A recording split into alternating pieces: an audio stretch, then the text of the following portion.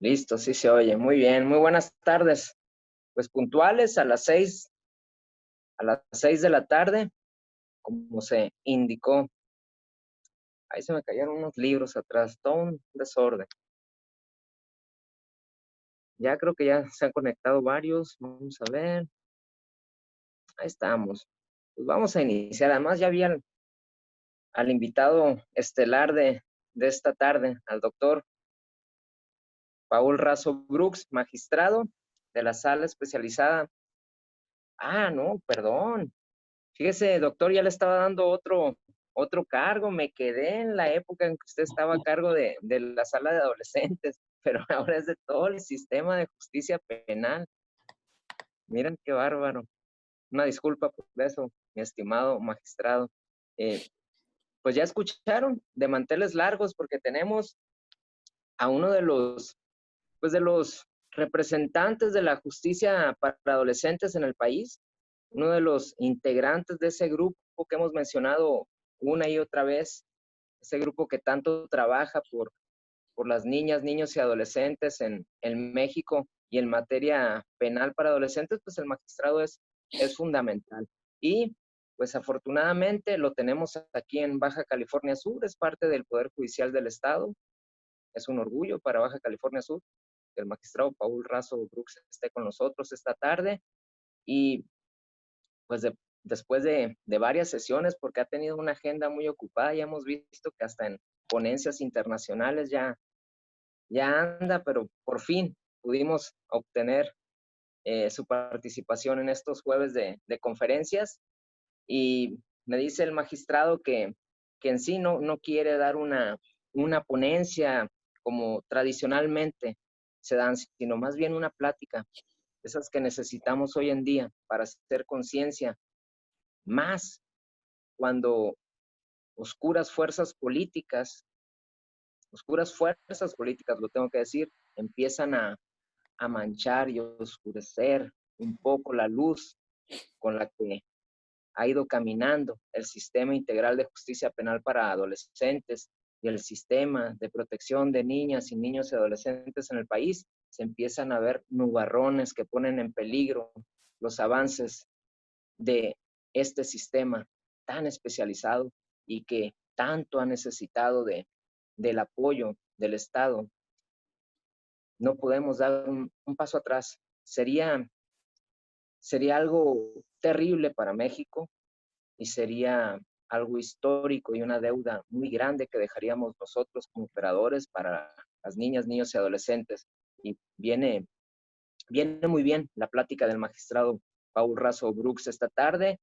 Ya saben ustedes que estas conferencias se hacen en conjunto, Gobierno del Estado, CIPINA, la Universidad Autónoma de Baja California Sur. Bienvenidos y, doctor, el micrófono es suyo. Bien, gracias. Buenas tardes a todas y a todos. Bueno, muchas gracias, licenciado Jehú. Bien, como bien lo dice el licenciado Jehú, la intención de esta charla no es una conferencia como tal, como se convocó. Más bien la idea es que podamos platicar acerca de cómo ha evolucionado la justicia penal para adolescentes, tanto a nivel internacional, sobre todo Latinoamérica, porque a final de cuentas como México somos un reflejo de lo que sucede.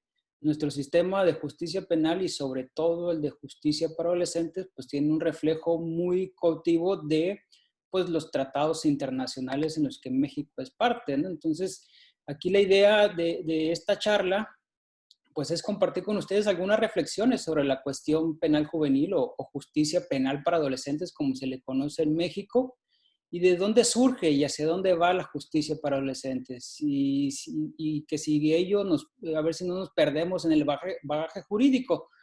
Ya el licenciado lo comentó, me había invitado ya varias ocasiones, yo siempre les he dicho que para que compartan con nuestros compañeros de Sur California, tienen que venir de otras entidades y a mí que me inviten hacia otras entidades, pues como dicen, nadie es profeta en su propia tierra, ¿no? Entonces, pero bueno, la idea es poder compartir, obviamente es un tema, el derecho de justicia penal para adolescentes es un tema mega amplio. Normalmente algunos juristas consideran que es un complemento, ¿no? Del sistema penal acusatorio actualmente. Sin embargo, para un servidor, yo lo veo mucho más complejo todavía que el sistema penal como así. ¿Por qué? Porque el sistema penal para adolescentes de alguna manera tiene toda su base, como ya lo he mencionado, en los diferentes instrumentos internacionales, desde obviamente convenciones, tratados internacionales y los diferentes instrumentos que en esta plática pues vamos a ver cómo es que surgieron, cómo evolucionaron y dónde estamos ahorita, ¿no? La idea es de que se sensibilicen todos y cada uno, digo, insisto, veo algunos nombres de algunos conocidos, pero también supongo algunos interesados en la materia. Entonces, la idea es que conozcamos, y lo digo honestamente, a veces me dicen que soy un poquito fuerte para hablar cuando soy un poquito crítico, pero siempre al final de cuentas la crítica debe ser constructiva, ¿no? Que en un momento dado todos y cada uno de los operadores nos pongamos esa camiseta, porque de repente escuchamos a voces el interés superior del niño, el interés superior del niño, pero a veces ni siquiera sabemos de dónde surgió, cómo se puede en un momento dado interpelar en la vida práctica como operadores, no solamente los que pertenecemos al Poder Judicial, sino quienes están desde la policía, médicos, legistas en un momento dado en Procuraduría, Ministerios Públicos, asistentes, hasta que el que recibe prácticamente en la mesa de información de las Procuradurías o Fiscalías, según sea la entidad, ¿sí? Y todos y cada uno de los que formamos el engranaje de lo que sería el sistema penal para adolescentes. Bueno, las niñas y niños pues obviamente necesitan acudir y se enfrentan a un sistema de justicia que por diferentes razones y circunstancias personales y legales tuvieron que acercarse, ¿no? El acceso a la justicia de los niños y niñas pues normalmente debería constituir una garantía de respeto y de realización de sus derechos. Sin embargo, insisto, demasiado a menudo en sus relaciones con los sistemas judiciales, estos niñas y niños experimentan situaciones de desprotección, ¿sí? En gran parte debido al desconocimiento precisamente de los derechos de la infancia por parte de los operadores jurídicos, ¿no? La falta, a pesar de que la norma jurídica en México establece una especialización como tal, a veces esa especialización no es tan fáctico, tan real como quisiéramos, ¿no? A veces no damos respuestas efectivas a situaciones judiciales en las que intervienen esos niños, ¿no? Ya sea, esos niños pueden participar, ya sea como víctimas o testigos del delito o inclusive como aquellos que han transgredido la norma o la ley, ¿sí? O inclusive en otras ramas del derecho, como las crisis matrimoniales o el desamparo en el que se pueden encontrar algunos de estos niños, ¿no? Entonces, insisto, el tema de los derechos del niño y la Convención Nacional la Convención Internacional de los Derechos del Niño no es exclusiva del derecho penal, sin embargo, pues vamos a buscar de alguna manera enfocarlo en esta plática.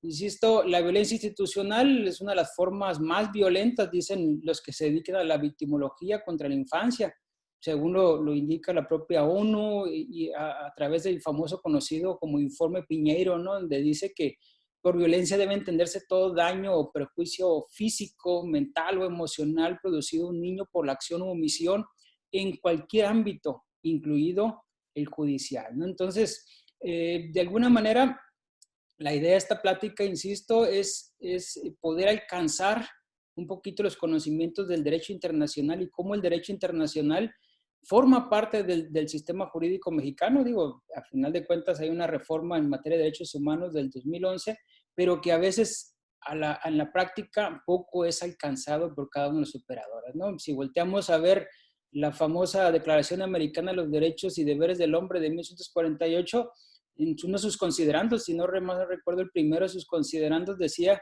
que uno de los principales objetivos de esa declaración era alcanzar la felicidad, ¿no? Porque a final de cuentas decía que las constituciones nacionales de los estados reconocen que las instituciones jurídicas y políticas rectoras de la vida social, pues tienen como finalidad salvaguardar los derechos y entre ellos están precisamente las de los niños, ¿no?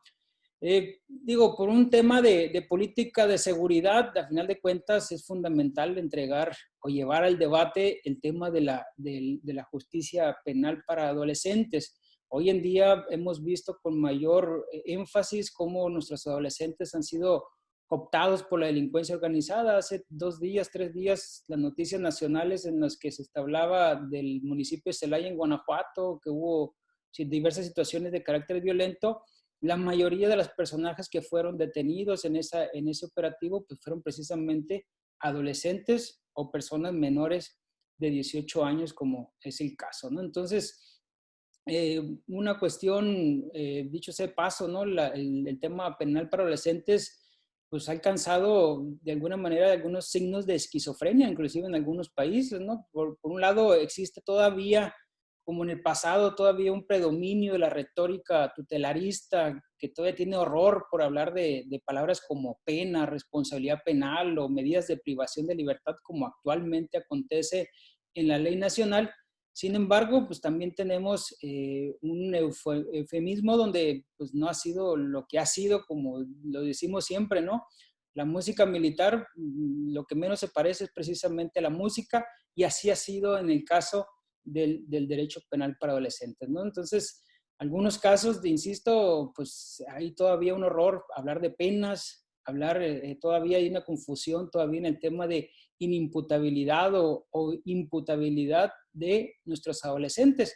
Todavía, y lo vamos a ver más adelante, todavía nuestro nuestro Código Civil Federal habla de los niños, niñas y adolescentes como personas sin capacidad, cuando las normas sociales, de alguna manera los tratados internacionales, establecen que nuestros niños prácticamente tienen el derecho a través de estos instrumentos para tener esa personalidad y poder actuar en cada uno de los procesos en los que forma parte, pero sobre todo ser escuchados en cada una de las etapas, ¿no? Entonces, en ese sentido, quisiera hacer esta aclaración, ¿no? Entonces, los comentarios que vamos a hacer el día de hoy pues son en el contexto nacional, digo, para que no se crea que es nada más el contexto local, sino un contexto nacional, porque la idea de esta plática pues es generar un debate, ¿no? En lo que estamos haciendo y hacia dónde va la justicia penal para adolescentes, ¿no? Entonces, una segunda aclaración que me gustaría hacer también es que este tipo de charlas, a final de cuentas, la idea es que se genere ese debate precisamente y la discusión, ¿sí? Yo quisiera que las cosas que yo diga aquí pues se lo lleven a la reflexión, que entiendan, ahora sí que no es una idea de provocación hacia sus puntos de vista, al contrario, es precisamente provocarlos a ese debate que debemos hacer a través de nuestros diferentes puntos de vista y sobre todo de a las diferentes tareas que hacemos, ¿no? Insisto, esta idea es, en primer lugar, criticar un poquito lo que estamos haciendo en México, porque a final de cuentas nos hemos apartado un poquito si bien es cierto, nuestras leyes, y podemos hablar de la Ley Nacional de Justicia Penal para Adolescentes, la Ley General de Derechos de Niñas y de Niños, pues prácticamente afronta, si bien es cierto, señala los principios que de alguna manera vienen de los tratados internacionales. Sin embargo, en la vida práctica nos alejamos de los mismos, ¿no? Decía por ahí un autor que seguramente muchos lo conocen, bueno, en algunas obras, Julio Cortázar decía que las palabras son como los cuchillos que cuando se usan mucho pierden el filo, ¿no? Y esto se quiere decir cuando uno abusa de determinadas palabras, pero sin embargo, si esas palabras se van perdiendo el filo de alguna manera y entramos en un tema de crítica y la palabra crisis, ¿no? Y podemos hablar de crisis en materia penitenciaria, por ejemplo, de crisis en materia de nuestros adolescentes, ¿sí? Tenemos puntos en donde prácticamente nuestros adolescentes han entrado, la otra vez en alguna reunión hablábamos de situaciones de nuestros adolescentes de más de 1,000 casos de infracción que puede haber en un municipio. Entonces, de ahí se ve la magnitud que puede generar, en este caso, un mal manejo de las políticas públicas que pueden estar en el tema de adolescentes. ¿Sí? Aquí la idea, insisto, vamos a hablar un poquito de esta Convención Internacional de los Derechos del Niño, pues desde un punto de vista histórico y crítico, ¿no? O sea, ¿de dónde surgió, de dónde nacen los derechos del niño de alguna manera? Porque al final de cuentas, vaya, se han generado derechos y han ido creciendo. Normalmente decimos que los derechos humanos son progresivos, pero sin embargo, hay ocasiones en las que los derechos se van perdiendo y de la diferente manera como lo vamos a comentar esta tarde, ¿no? Entonces, a veces me preguntan, y se lo comentaba una de mis colaboradoras el día de hoy, ¿no? Cuando platicamos sobre este tema que estoy compartiendo con ustedes, decía, ¿cómo es que se puede perder un derecho? Normalmente en la teoría nos dicen que los derechos no se pierden, porque si lo enfocamos a los derechos humanos, pues son derechos progresivos y van creciendo y no puede haber un retroceso. Yo le comentaba, sí, para mí sí puede haber una forma de cómo se puede perder un derecho, ¿no? Y es desnaturalizando el derecho, cuando se pierde esa vista del origen histórico del derecho, ¿sí? Le decía yo, como por ejemplo, si yo le pregunto a alguien de universidad, niveles universitarios o inclusive preparatoria, si recordaba a partir de cuándo es que vota la mujer, por ejemplo, en México, ¿sí? Y algunos me podrán decir, ¿a poco hubo alguna época en la que la mujer no votó? ¿Sí? Entonces, la mujer vota desde, bueno, la reforma se hizo en el 53 y empezó a votar en el 55. Entonces, una forma de que se puede perder un derecho es prácticamente olvidando ese contexto histórico, cómo evolucionó de alguna manera para llegar al punto en el que se está viviendo actualmente, ¿no? Por ejemplo, poca gente sabe, por ejemplo, que las mujeres turcas e iraníes pues votaron mucho antes que las mujeres europeas, entonces, y sin embargo, con posterioridad perdieron ese derecho. Y lo mismo puede pasar si quienes en un momento dado estamos como operadores en el sistema de justicia penal para adolescentes, no hacemos lo que nos corresponde, porque al final de cuentas, en el derecho penal, ustedes lo han escuchado en los últimos años, quiere existir un retroceso, probablemente mucha gente ya no se acuerde del sistema de tutelarista en el sistema penal para adolescentes, a lo mejor los que estuvimos de alguna manera en la operación, como hay algunos compañeros aquí, pues sí lo recordarán, pero tal vez para muchos el sistema tutelarista pues ya ni siquiera sepan de qué existe, ¿no? Entonces, aquí es importante conocer la historia de cómo ha evolucionado los derechos del adolescente, pues ahora sí que si no vamos a enfocarnos a aquella famosa frase, ¿no? Aquellos que no conocen su historia están condenados a repetirla. Entonces, aquí por eso insisto, la importancia de que de alguna manera conozcamos esa historia. Entonces, aquí la idea es, insisto, conocer esa realidad de la construcción social, ¿no? Yo conozco algunos, insisto, algunos de ustedes. Sé que hay por aquí algunos abogados, psicólogos, entre otros, que estamos de alguna manera en las diferentes áreas laborales que tengan que ver con la participación de nuestros adolescentes, ¿no? Entonces, aquí la idea, insisto, es poder ver de dónde surge la Convención de los Derechos del Niño. Yo creo que la cuestión emblemática de la infancia, si bien es cierto, existen tratados internacionales de los 40 o inclusive vamos a hablar un poquito más atrás en un momento, pero la Convención de los Derechos del Niño prácticamente es algo novedoso en la historia jurídica. Estamos hablando a más tardar de la década de los 80, ¿no? Entonces, ¿cómo surge esa Convención de los Derechos del Niño?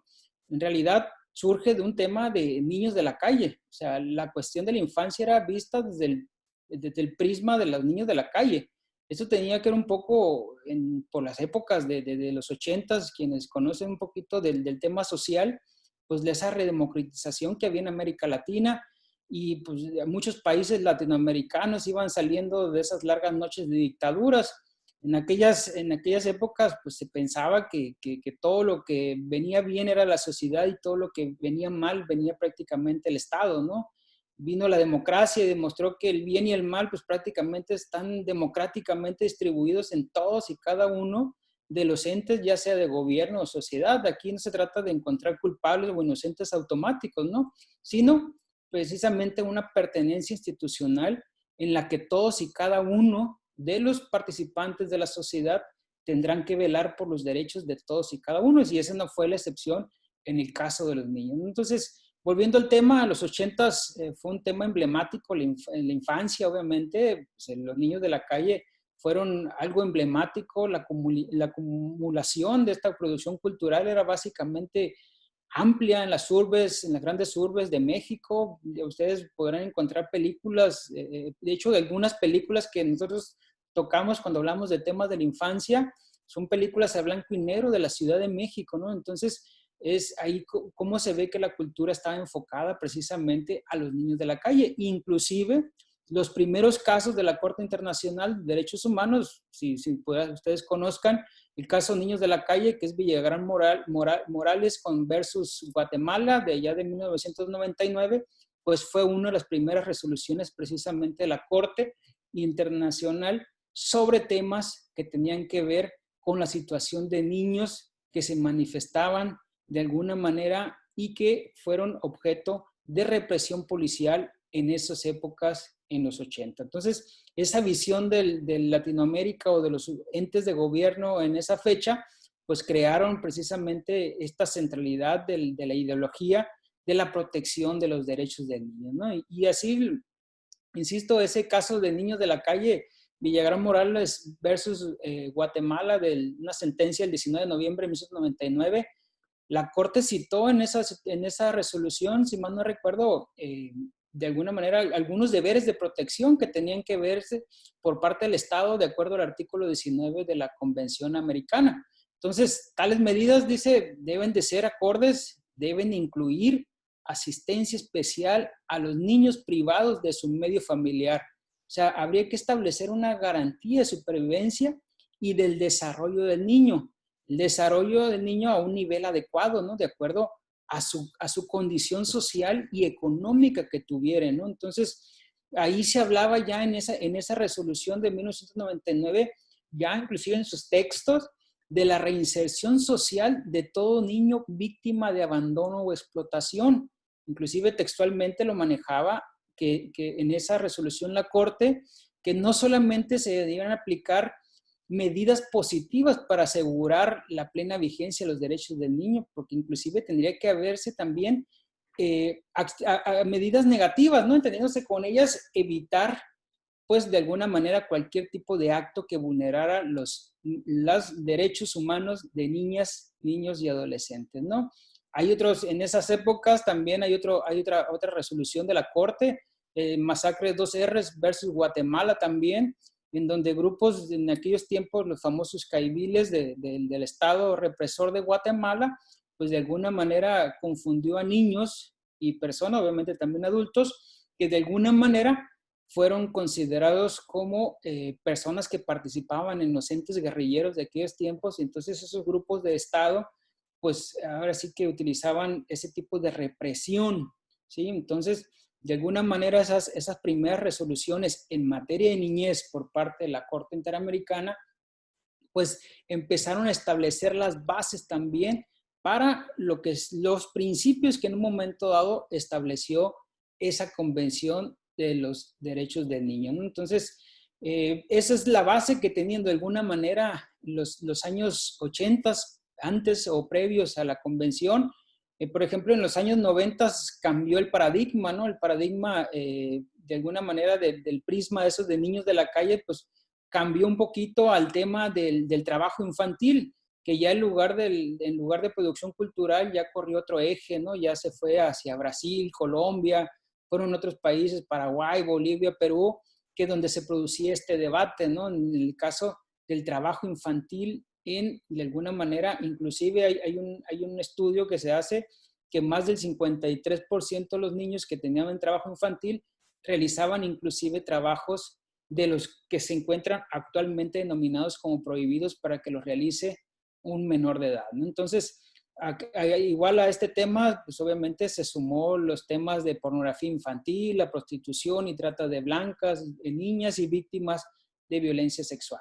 Entonces, de alguna manera, aquí la idea es que con la Convención de Niños se plasmaran esos primeros bases para lo que hoy tenemos o que son las bases de los principios que rigen a la participación del niño. Aquí debemos entender que la participación del niño, niña o adolescente, pues si bien es cierto, en esta práctica a lo mejor lo enfocaremos más hacia el derecho penal juvenil, sin embargo, pues obviamente el tema del principio de interés superior del menor y el ser escuchado y todos esos principios pues son enfocados a cualquier rama del derecho, inclusive del derecho administrativo o sus propias relaciones sociales, ¿no? Entonces, de alguna manera aquí la idea es que entendamos cómo empieza a surgir el tema y cómo evoluciona, cómo va evolucionando hasta llegar a lo que hoy tenemos, que aparte, o sea, más bien se ha sumado, ¿no? El tema de niños de la calle, se ha sumado el tema de pornografía infantil, trata de blancas,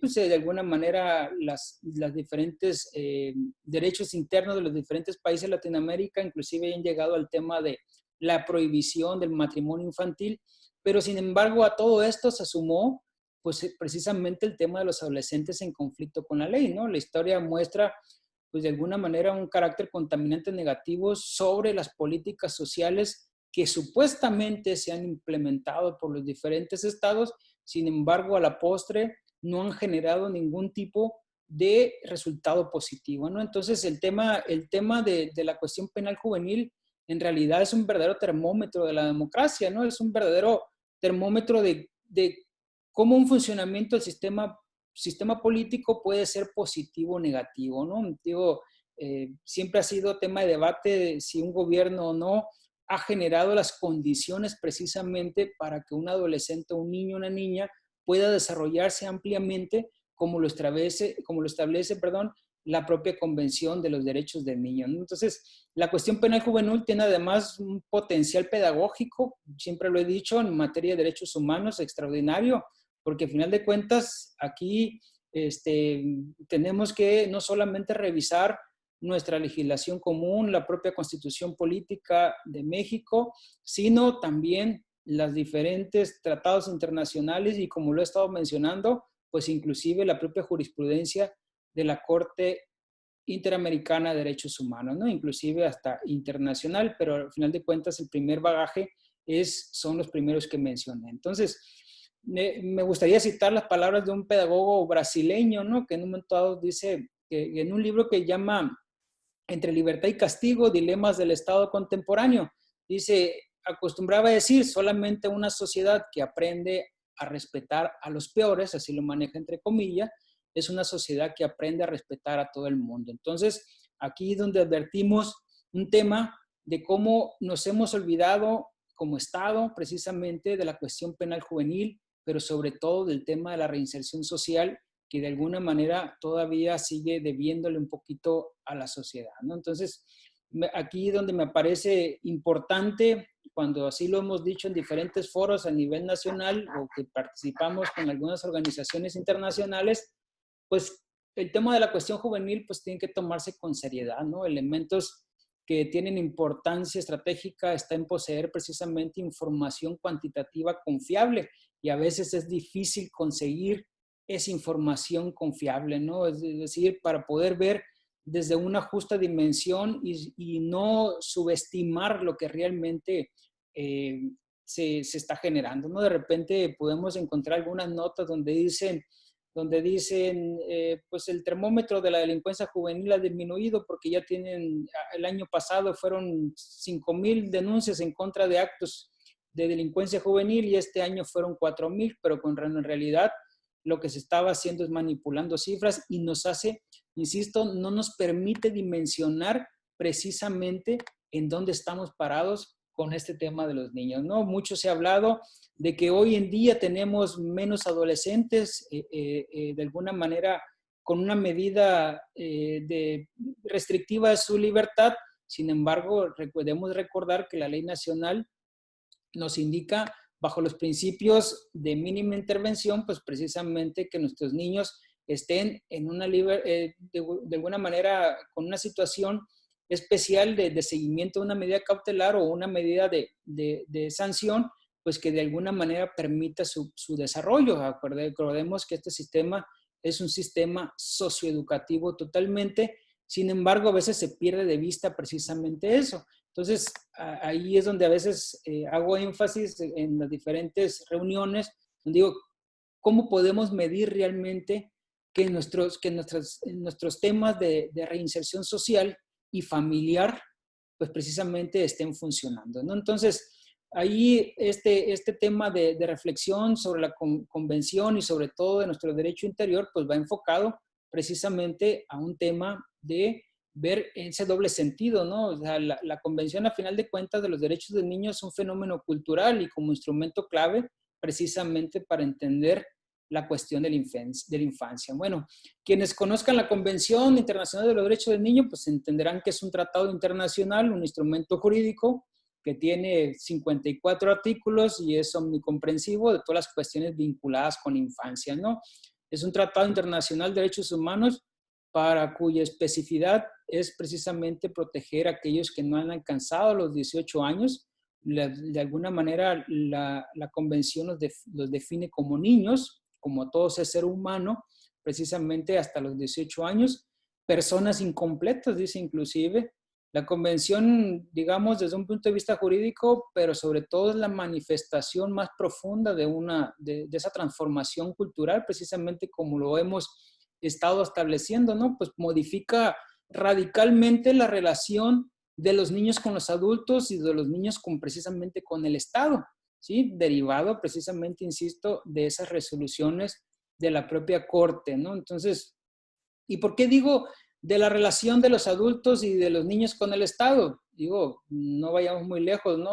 Veamos, voltemos a ver, siempre los estudiosos del derecho nos hacen leer un poquito el tema del derecho romano y ahorita vamos a ver cómo evolucionó de acuerdo en este caso, en el derecho, precisamente la titularidad de esos derechos por parte de los niños, ¿no? Entonces, a través de esa convención, pues se plantea el reto de cómo conjugar esa titularidad de esos derechos con las limitaciones, obviamente, de ese ejercicio, porque deriva de una falta de madurez física y mental de los niños y las niñas, pero sobre todo esa convención solventa esta dificultad estableciendo pues, precisamente dos principios rectores, como ustedes saben, sobre las decisiones de la vida del niño o la niña, y en este caso en el ámbito, particularmente en el ámbito judicial, ¿no? La primacía del interés superior del menor, pero sobre todo el derecho a ser escuchado en todas y cada una de las etapas del niño, ¿no? Entonces,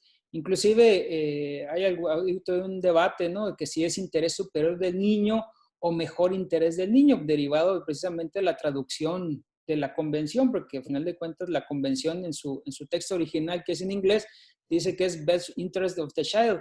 Entonces, si fuera literal la traducción sería mejor interés del niño, ¿no? Pero al final de cuentas, lo que importa es precisamente lo que en un momento dado le puede compartir o en un otro caso proteger precisamente al niño, niña o adolescentes. Bueno, les decía ahorita cómo es que de alguna manera es importante hablar de la historia y decíamos del derecho romano, les decía, ¿no? ¿Cuándo es cuando realmente el niño empieza a tener derechos? En el derecho romano, por ejemplo, nos enseñaron, por ejemplo, el tema del vínculo sanguíneo, el pater, decíamos en esa época, podría ser un padre biológico, pero debería ser pues, necesario, ¿no? Constituir ese pater family. Entonces, necesariamente ese padre biológico es el que confirmaba ese vínculo y era su elección. Y una vez que se establecía ese vínculo en el derecho romano, ese vínculo era absoluto. ¿Cómo que era absoluto? Es la pregunta. O sea, era tan absoluto que prácticamente el niño podía ser vendido. Entonces, de ahí es donde se considera esa consideración de derecho romano entre las relaciones de padres e hijos. Es decir, el niño prácticamente era concebido como un objeto, ¿sí? A diferencia precisamente de lo que pasó a ser en la Convención de los Derechos del Niño, de esa evolución de ser un objeto a llegar precisamente a ser un sujeto de derecho, ¿no? Pero miren, sin irnos muy lejos y no hacer tanto este bagaje histórico, todavía, por ejemplo, en 1979, en el Código Penal Español, todavía había, por ejemplo, disposiciones penales que inclusive eran atenuadas por las lesiones que en un momento dado un ascendiente generaba a su descendiente como hijo. Entonces, si se fijan, 1979 parecía que estaba más cercano en España al derecho romano que precisamente a la Convención de los Derechos del Niño. Entonces, de ahí nos podemos inclusive ver algunas resoluciones de la Corte versus Perú, por ejemplo, en el caso de los hermanos Gómez Payura versus Perú. Entonces, todavía tenemos casos de tortura en el caso de niños y cómo todavía en 1980 y 90 algunas legislaciones estaban más cercanas al derecho romano que precisamente la convención, como lo menciona. Entonces, quienes conocen la evolución de los juzgados que tengan que ver o relacionados con la materia juvenil, podrán saber que pues, precisamente los primeros, ahora sí que órganos jurisdiccionales enfocados a la materia juvenil, pues surgieron en Estados Unidos, específicamente en Nueva York en 1974 y Chicago, ¿sí? Pero aquí es importante, y esto lo voy a mencionar porque se pueda dimensionar qué es lo que realmente estaba pasando con la justicia juvenil. Realmente, ¿quiénes eran la parte civil? De acuerdo al derecho anglosajón que protegía esos derechos de los niños en Estados Unidos. Y a muchos se sorprenderán porque precisamente la parte civil en ese tipo de juicios eran la Asociación de Protección de Animales de Nueva York. Entonces, de alguna manera, en las épocas de 1800, del siglo XIX, los niños eran considerados adultos pequeños, ¿sí? En Europa fue hasta 1841 que empezaron a aparecer las primeras leyes de protección. Y esas leyes de protección no iban enfocados como actualmente las conocemos, eran leyes de protección enfocadas precisamente a los lugares de trabajo de los niños, porque a partir de los 14 años o desde que estaban plenamente desarrollados, entraban en la vida activa.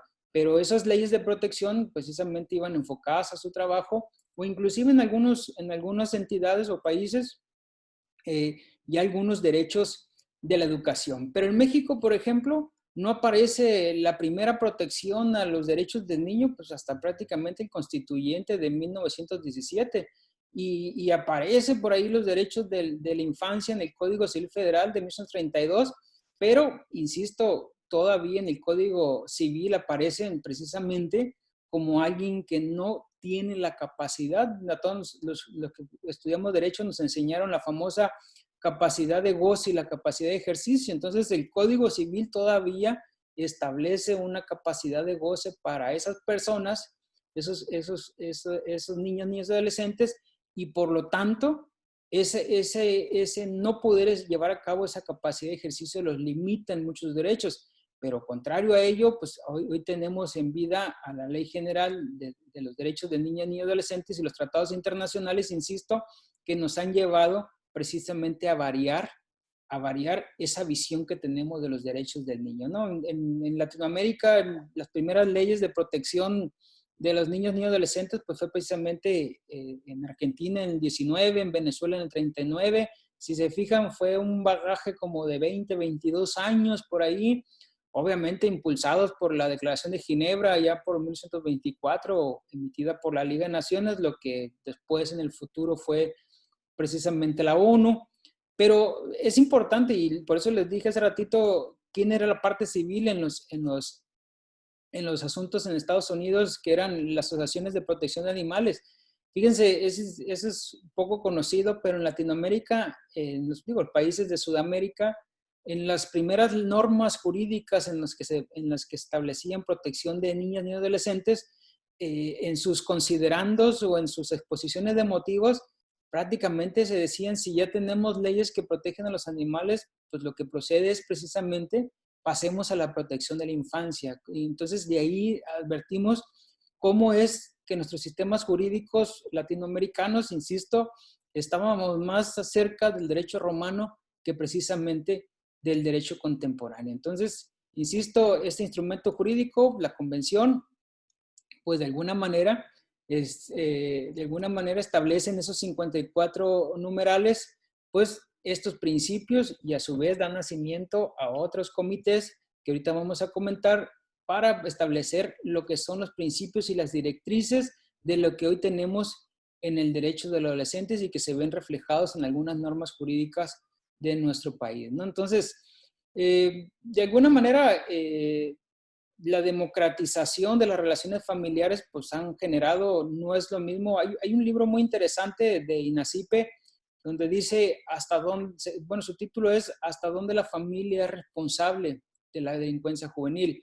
Obviamente la situación de las familias hoy en día han alcanzado pues diferentes variantes a lo que pues en el pasado se conocía, ¿no? El tema la familia normal, que por así llamarlo de alguna forma, o la culturalmente conocida, pues esa formada por papá, mamá, hijos y hermanos, en este caso, pues obviamente ha tenido diferentes variantes, obviamente todas ellas conforme a las legislaciones internacionales, pero sin embargo, pues ha habido una variación. Algunos autores indican que a partir de la revolución industrial se generó esa disfunción familiar.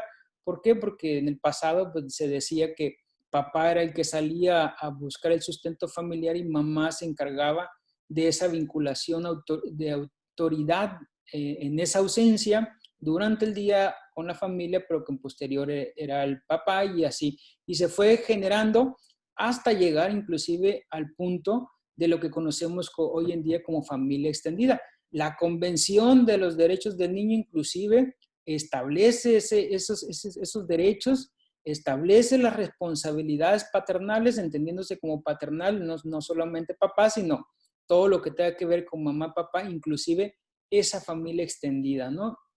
Entonces, de alguna manera, lo que quiero decir es que entendemos que estas leyes, pues de alguna manera, van reflejando nuestra realidad y de alguna manera nosotros necesitamos ir mucho más allá de la realidad. Es decir, la norma jurídica a nivel doméstico, como le llamamos, a nivel nacional, y a final de cuentas se va quedando atrás a lo como la sociedad va evolucionando. Los criterios internacionales, las Cortes Interamericanas o la Corte Interamericana y sus diferentes jurisprudencias van mucho más allá de nuestra norma nacional. Ahí es importante que cada uno de los operadores, ¿sí? Y más adelantito haré unos ejemplos, cómo a veces nos hemos quedado cortos en la aplicación de las diferentes normas nacionales, ¿no? Entonces, aquí la idea es que se vayan construyendo algunos instrumentos que a final de cuentas nos aparte un poquito de nuestra ley nacional, no en perjuicio, sino precisamente en beneficio de los derechos de niñas, niños y adolescentes, ¿no? Entonces, aquí el tema, el punto de vista, pues yo lo llamaría un fenómeno cultural a final de cuentas, pero sí quisiera irme encaminando a algunos objetivos, ¿no? Para poder entrar en el punto.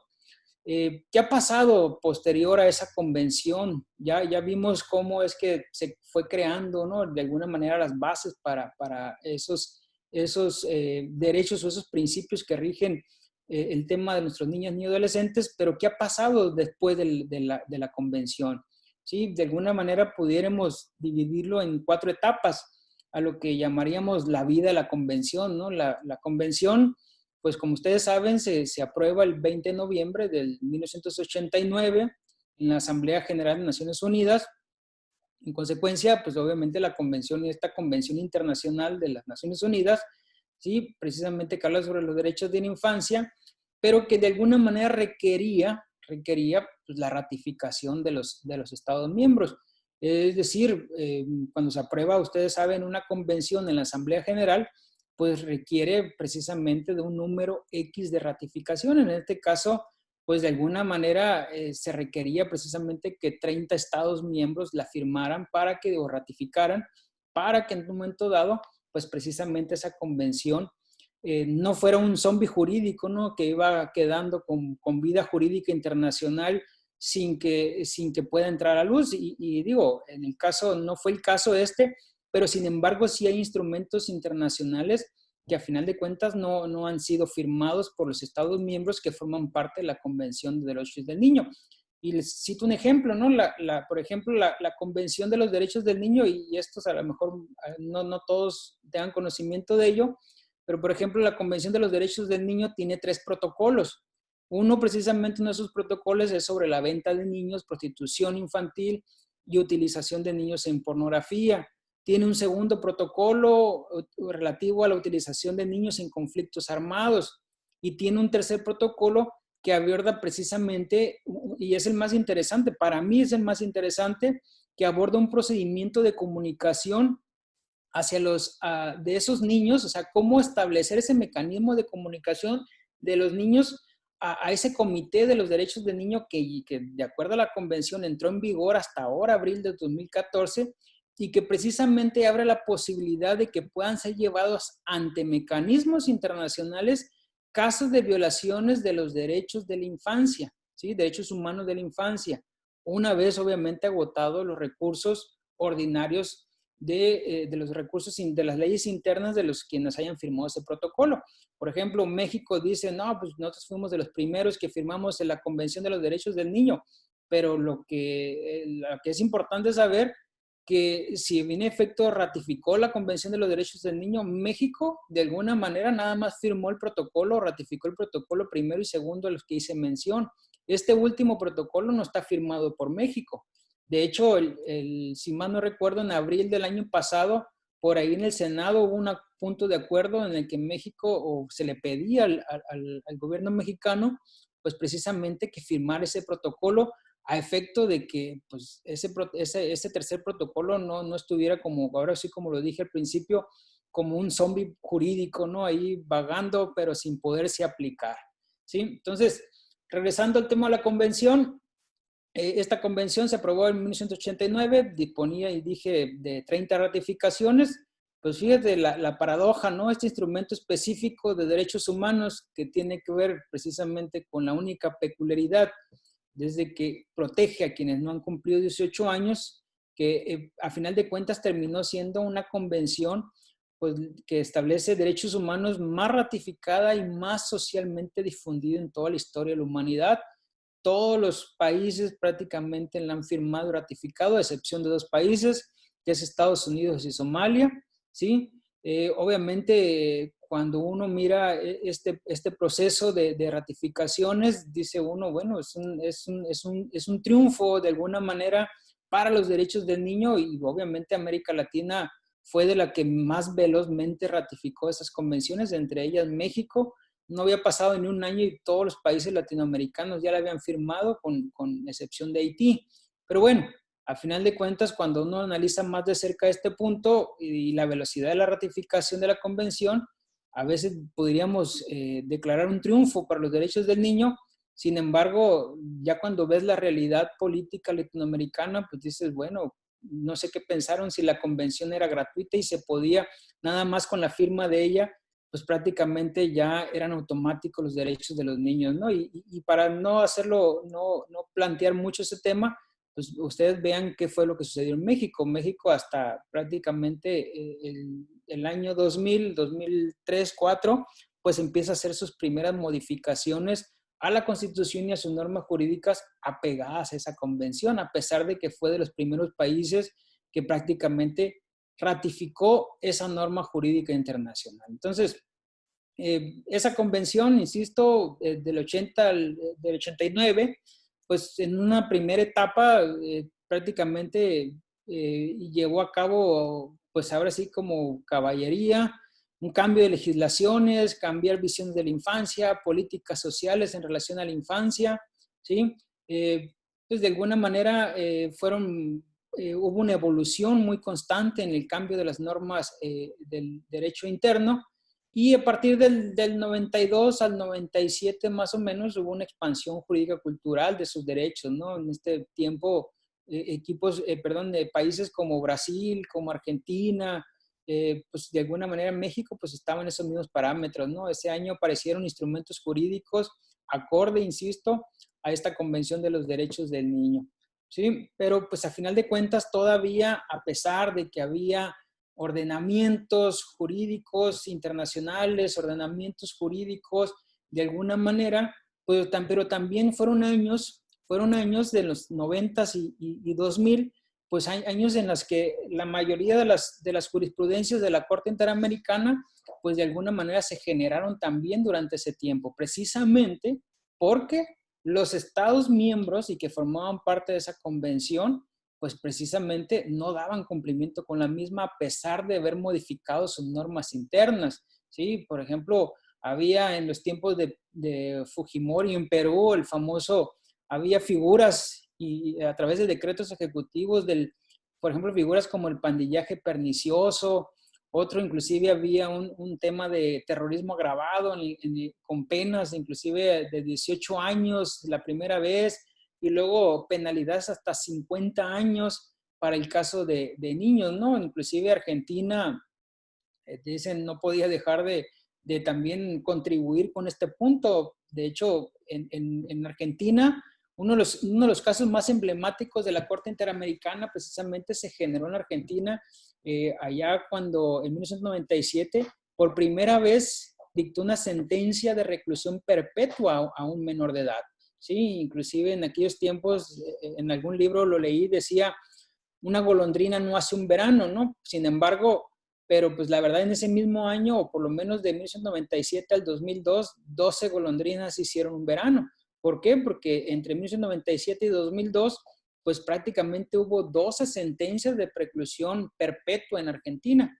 Entonces, ahí inclusive surge aquel famoso caso, pues Mendoza, por la Corte Interamericana de Derechos Humanos, en las que se sancionó al Estado argentino precisamente por esas sentencias de reclusión perpetua a menores de edad, ¿no? De hecho, hubo todavía en Argentina 4 condenas en el 2013, ¿sí? Y hasta todavía el 2013 fue el último caso que se tuvo y que de alguna manera llegó hasta la Corte Interamericana de Derechos Humanos, precisamente basados en la jurisprudencia del caso Mendoza versus Argentina, dictado allá en 1997. Entonces, como podemos ver, a pesar de existir una convención internacional en derechos del niño, todavía muchos países, de alguna manera, a pesar de eso, de haberla ratificado, por eso decía hace ratito, no sé si los estados pensaban que era un cambio automático o gratuito, ¿no? Tan es así que México hasta prácticamente 2003-2004 empezó a hacer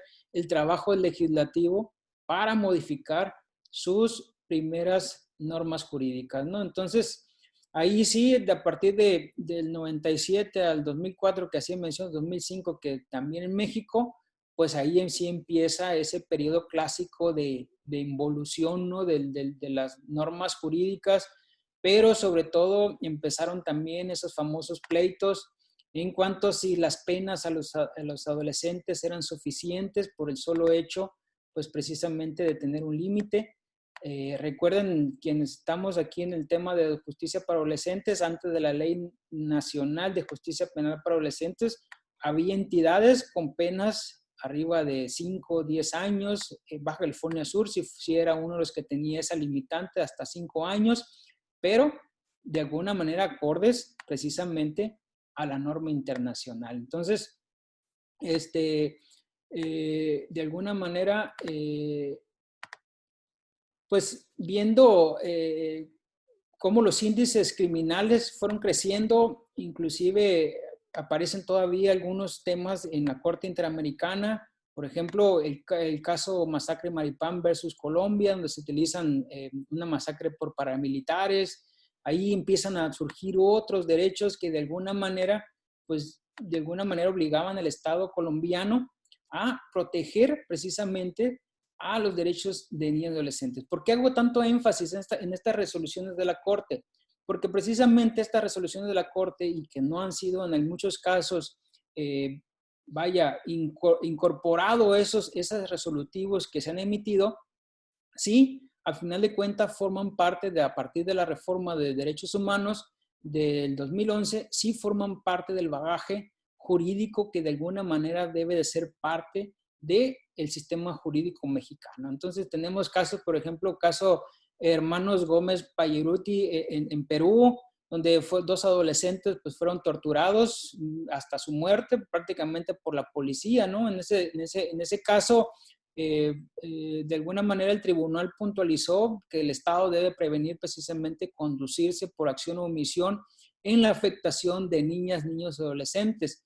Entonces, como podemos ver, este periodo de inicio de los 2000, pues fue un periodo que pues, le podemos llamar una involución autoritaria, ¿no? Como que había una cierta resistencia a poder variar o modificar al sistema penal juvenil que tenemos pues hoy en día, ¿no? Todavía existe una resistencia pues de alguna manera de algunos organismos, algunos de protección todavía niños y adolescentes, otros más insidiosos, sutiles, ¿no? Precisamente a buscar una destrucción sistemática de garantías, ¿sí? Acuérdense que decía yo por ahí en alguna conferencia, los derechos fundamentales o las garantías de alguna manera, y digo las garantías como el mecanismo para lograr el cumplimiento de esos derechos fundamentales, pues a veces no es necesario inclusive una reforma legal para destruirlas o quitarlas, por llamarlo de alguna manera, ¿no? Sino que a veces inclusive un estrangulamiento administrativo ante la falta de recursos, tanto materiales como humanos, por ejemplo, o financieros, pues puede generar precisamente pues buscar la destrucción de esas garantías, ¿no? Digo, no vayamos muy lejos, ¿no? De repente escuchar declaraciones hace días donde decían, ¿para qué sirve la CIPINA, por ejemplo, ¿no? Cuando es un organismo que prácticamente surge de estos tratados internacionales. De hecho, la ONU fue uno de sus principales de alguna manera que buscaban la creación de este tipo de organismos, independientemente del nombre que se les dé a ellos, de ese tipo de instituciones, de alguna manera es un reflejo precisamente de estas resoluciones que ha dado la Corte Interamericana. ¿Por qué? Porque ha establecido precisamente que el Estado busque a través de sus políticas públicas precisamente la protección de niñas, niños, adolescentes a través de diferentes instituciones, ¿no? Precisamente para disminuir de alguna manera cualquier violación a los derechos humanos y garantías que en un momento dado tienen nuestros niñas, niños, adolescentes, ¿no? Entonces, insisto, de alguna manera las familias han cambiado en nuestro país y esto es un reflejo, insisto, pues prácticamente toda Latinoamérica. De alguna manera, la propia Convención de los Derechos del Niño establece responsabilidades paternales sobre los niños y los obliga a estos, así como el cumplimiento precisamente del Estado a dotarlos de instrumentos y medidas adecuadas para el cumplimiento de su función, lo cual a mi juicio ha quedado estancado en México. ¿Por qué? Porque precisamente la Convención de los Derechos del Niño, a través de sus diferentes observancias generales, ¿sí?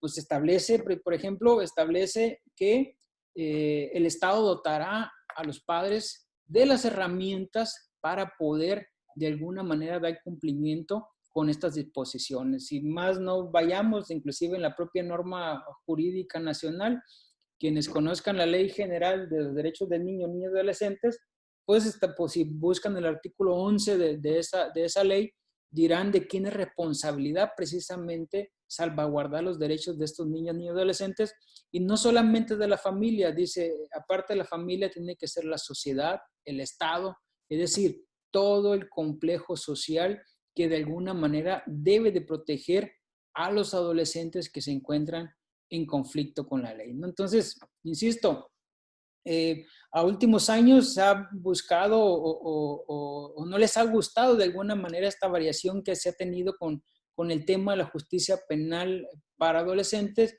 Inclusive se ha hablado de algunas contrarreformas donde pretenden precisamente disminuir inclusive la edad de alguna manera en la que existe esa protección, disminuirlas. En algunos estados querían inclusive disminuirla a 16 años, utilizar de alguna manera, sanciones privativas de su libertad, en este caso las medidas, como nosotros las conocemos, inclusive que fueran de mayor cuantía. Entonces, de ahí pues que, insisto, los derechos adquiridos de nuestros adolescentes pueden en un momento dado, pues sí generar un retroceso, ¿no? Hay algunos, digo, aquí yo siempre lo he dicho, el derecho para adolescentes tiene dos variantes y nosotros debemos como operadores quedarnos en un equilibrio centrado, ¿no? ¿Por qué? Porque algunos doctrinarios, por ejemplo, hablan de un paternalismo ingenuo, ¿no? Aquellos que dicen, pues, que los adolescentes jamás cometen delitos y cuando los cometen, normalmente son precisamente niños de sectores vulnerables. Sin embargo, es una situación que prácticamente está demostrado que es una mentira, ¿no? Entonces, esto es mucho más complejo, ¿no? Entonces, de alguna manera, la idea es que precisamente las políticas públicas del tema niños y adolescentes puedan permear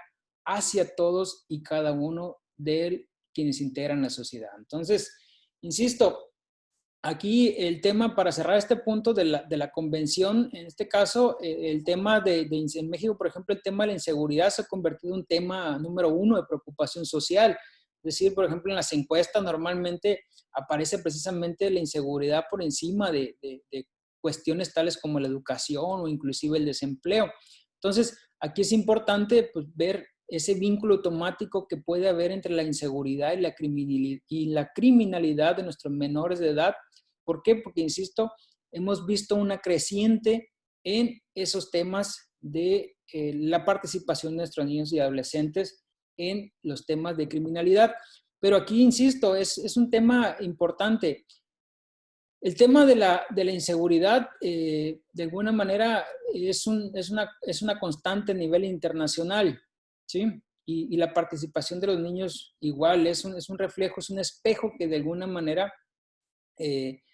hace participar, ¿no? Esos niños. Pero a final de cuentas es importante, y lo hemos dicho también en diferentes ocasiones, que el sistema de justicia penal para adolescentes no es en sí lo que va a solucionar de alguna manera los temas de inseguridad o participación. Son las políticas públicas que también obligan precisamente esta convención y sus diferentes comités y observancias generales, precisamente de la número 4 y la número 14, ¿sí? Establecen precisamente para que los Estados miembros establezcan políticas públicas que prevean o que de alguna manera establezcan formas de prevención, en este caso, o participación de las niñas y adolescentes. Entonces, de repente, como que queremos que sea el sistema de justicia penal para adolescentes quien resuelva esta situación, cuando a final de cuentas, esto no es lo que soluciona, ¿sí? Por ejemplo, la Convención de los Derechos del Niño prevé la creación de un comité específico, ¿no? Que en este caso de los derechos del niño, que precisamente es la que emite estas observancias generales. Una de ellas, precisamente, por ejemplo, la número 5 de esas observancias generales que a veces se nos olvidan, por llamarlo así, el establecimiento precisamente es la necesidad de aplicar perspectiva basada en los derechos del niño. Por ejemplo, mucho escuchamos de la perspectiva de género, ¿sí? Pero recordemos que este tipo de perspectivas debe hacer en todos los grupos vulnerables, y uno de esos grupos vulnerables precisamente es el tema de los derechos del niño. ¿Por qué? Porque esa propia convención establece 4 principios generales. Uno, el interés superior del niño. Otro tema de no discriminación. Uno de los temas más importantes, ¿sí? El derecho a opinar en todos los asuntos que le afecten. Y sobre todo, hacer consideradas sus opiniones y derechos a la vida, a la supervivencia y al desarrollo, ¿no? Entonces, además de estas observancias generales, pues obviamente destacan la número 10, 12 y 14 en lo que se refiere a la justicia penal para adolescentes, ¿no? ¿Por qué? Por ejemplo, la número 10 establece los principios y elementos básicos que debe tener la justicia penal para adolescentes. En el caso de la observancia general número 12, pues establece ese derecho del niño a ser escuchado y que precisamente especifica los alcances y medidas para concretar y que tiene derecho todo niño, ¿no? En el caso de la observancia general número 14, ¿sí? Sobre el derecho del niño a que su interés superior sea considerado primordial, pues precisamente con la cual se busca darle ese efecto útil definiendo requisitos para su debida consideración en las decisiones judiciales y administrativas. Y, por ejemplo, podemos hablar del Consejo Económico y Social de las Naciones Unidas.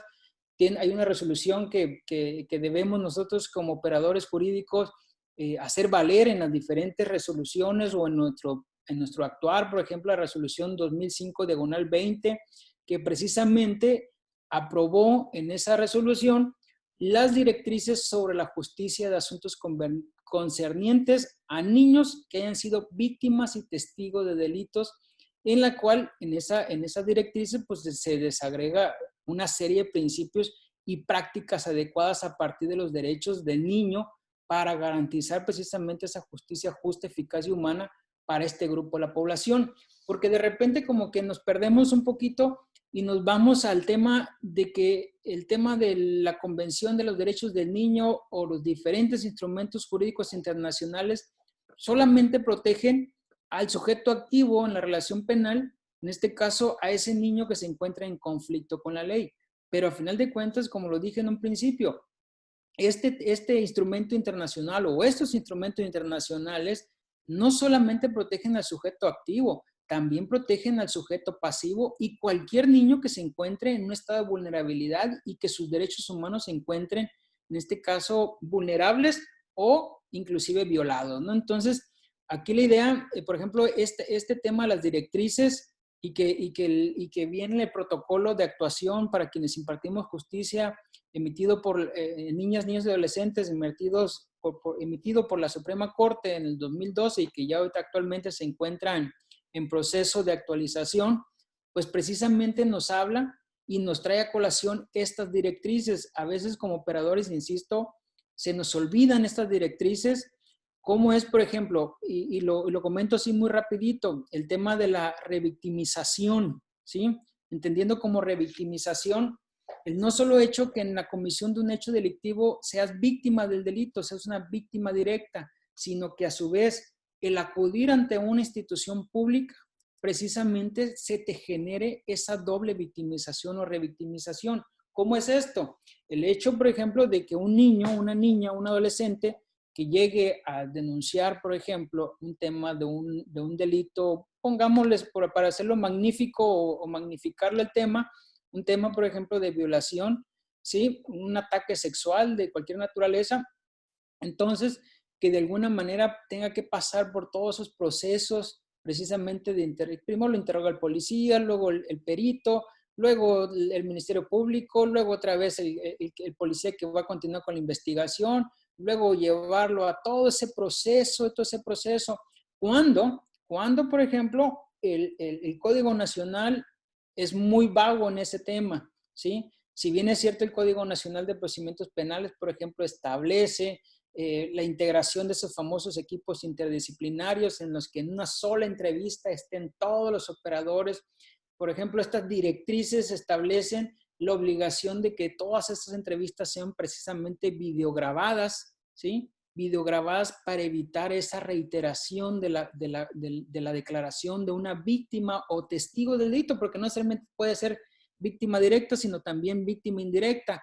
Entonces, ahí es donde voy, ¿sí? O sea, muchos decimos, conocemos la convención, conocemos algunos instrumentos jurídicos, pero ¿cuándo los llevamos a la práctica? Es decir, el derecho del niño ni adolescente es un derecho que a final de cuentas todos los criterios, estas directrices, los diferentes criterios de la Corte Interamericana son vinculantes, ya lo resolvió la Corte, ya es un tema de que no necesariamente tiene que ser una resolución que en el que sea parte México, que se haya condenado a México, como en el caso de Campo Algodonero, por ejemplo, sino que cualquier resolución de la Corte Interamericana que tenga vinculación con los derechos del niño ni adolescente podrá ser utilizado en un momento dado en este caso. Por ejemplo, yo les preguntaría a quienes se encuentran presentes y que forman parte de la operación en el caso de justicia penal juvenil, ¿sí? Cuando, o inclusive quienes estén en el tema no sé, del Centro de Justicia de Mujeres, cuando yo no he visto, por lo menos hasta la fecha de hoy, que hayan solicitado o que hayan peleado por una prueba anticipada en el caso de niñas, niños y adolescentes. Es un tema que lo manejan las directrices que has hecho mención, es un tema que lo manejan las diferentes resoluciones de la Corte Interamericana. Si nos vamos al derecho comparado, existen inclusive de Tribunal Europeo, es decir, inclusive hay hasta resoluciones de la Corte Internacional de Derecho Penal, ¿sí? En donde establecen precisamente para evitar esa revictimización de niñas, niños, adolescentes que hayan sido víctimas o testigos del delito, precisamente en este caso, incorporación de la prueba anticipada. ¿Sí? El Código Nacional, si bien es cierto, alguien me comentaba en alguna por allá, una vez que participé en un diplomado en Michoacán, decía, no, es que el Código Nacional en su articulado únicamente establece que para la prueba anticipada únicamente es porque está en riesgo la muerte de la persona, la víctima del delito vive fuera del país, o una situación, ¿no? Las que enumera en este caso el Código Nacional. Sí, pero acordémonos, y es la parte de esta charla, acordémonos que estos tratados internacionales, que estas resoluciones, estas directrices, precisamente nos dan la pauta porque, a final de cuentas, las resoluciones que emitan los órganos jurisdiccionales deben de estar conforme precisamente a estos tratados internacionales, ¿sí? Entonces, el derecho infantil, por llamarlo de alguna forma así, a efecto de la repetición que estamos haciendo en esta charla, de hecho, de alguna manera este derecho infantil nos permite utilizar estos instrumentos, utilizar una argumentación, inclusive una interpretación sistemática, extensiva,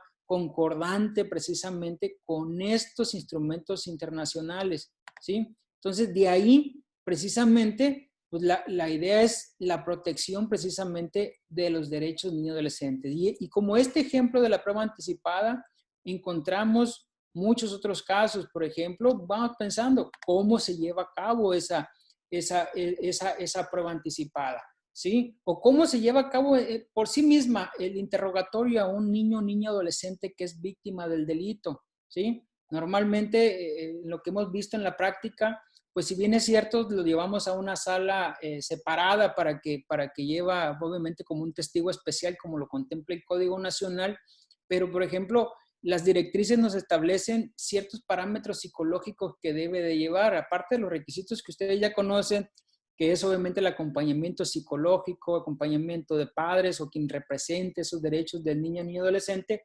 pero sin embargo, por ejemplo, esas directrices nos hablan de, por ejemplo, habla de principio de naturalidad, es decir, ¿a qué nos referimos cuando hablamos de un principio de naturalidad? Si en algunos estados, por ejemplo, los jueces manejan la toga, ¿sí? Precisamente de despojarse de esa toga, o los jueces que manejan el traje, por ejemplo, despojarse precisamente de ese ámbito que lo haga sentir a ese niño adolescente en un ámbito diferente, ¿sí? Es decir, como que el niño ni adolescente, y quienes sean psicólogos de alguna manera lo entenderán mejor que nosotros los que somos abogados, de alguna manera ven un ente de autoridad cuando tienen a alguien enfrente con esas características, ¿sí? Entonces, la idea es, esas directrices nos establecen precisamente un principio de naturalidad, que utilicemos inclusive de alguna manera lo menos complejo que se pueda ver esa sala en donde ellos puedan vertir esa declaración, ¿sí? Nos hablan de un principio, por ejemplo, de humanización del adulto. ¿Qué significa esto? Precisamente de que, si bien es cierto, el adulto es una persona diferente, tendrá que bajar de alguna manera su diálogo a un diálogo que él pueda comprender de qué se trata la pregunta, ¿sí? Es decir, humanizar a ese adulto, en algún curso lo mirábamos con unas psicólogas, por ejemplo, el tema de que normalmente quien está recibiendo la declaración está tomando apuntes. Sin embargo, eso de alguna manera, a quien ha sido víctima de un delito, de alguna manera lo asusta. ¿Por qué? Porque cuando él platica sobre lo que le sucedió, ejemplo, ¿sí?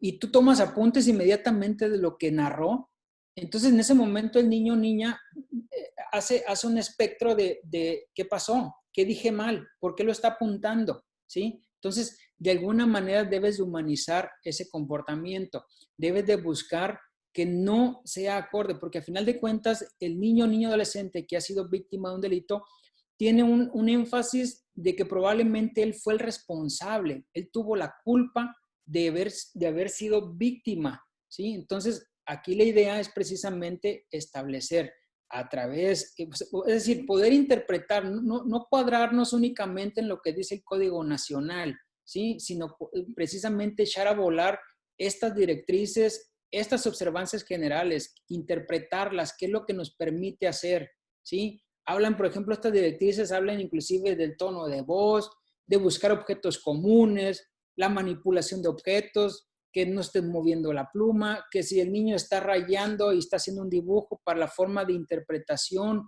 o narrativa de su hecho, precisamente hagas un espectro de espejo tú como operador. Es decir, si el niño te está dibujando, está utilizando a través de dibujos o manipulación de objetos una representación de lo que le sucedió, que tú también lo hagas. Por ejemplo, si él está rayando y está dibujando un diablito, por de alguna manera, que tú también lo hagas, dibujes el mismo diablito. para que precisamente se humanice el niño o niña víctima o testigo precisamente con el operador.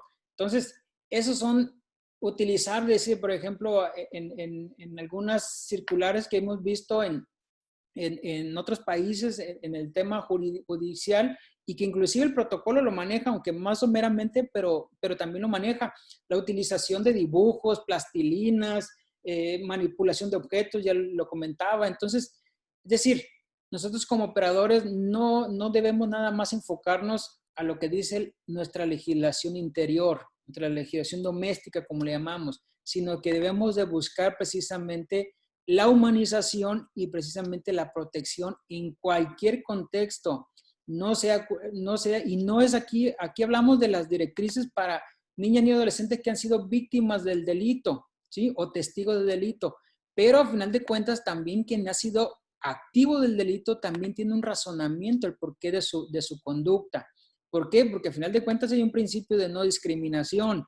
Entonces no podemos portarnos de alguna manera o llevar a cabo cierta conducta con el sujeto pasivo y no hacerlo con el sujeto activo, ¿sí?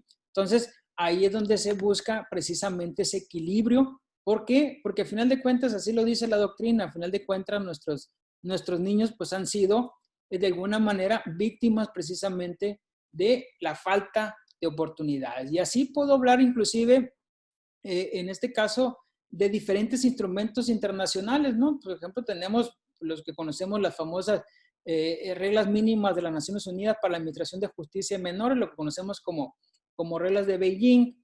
Pues tenemos obviamente las directrices de las Naciones Unidas para la prevención de delincuencia de juvenil, las directrices RIAD, como también las conocemos, ¿sí? Reglas de las Naciones Unidas en materia de protección de menores privados de la libertad y las directrices de acción sobre el niño en el sistema de justicia penal, pero sobre todo, pues insisto, poder utilizar todos y cada uno de los principios que vienen en estos instrumentos en nuestro actuar, ¿sí?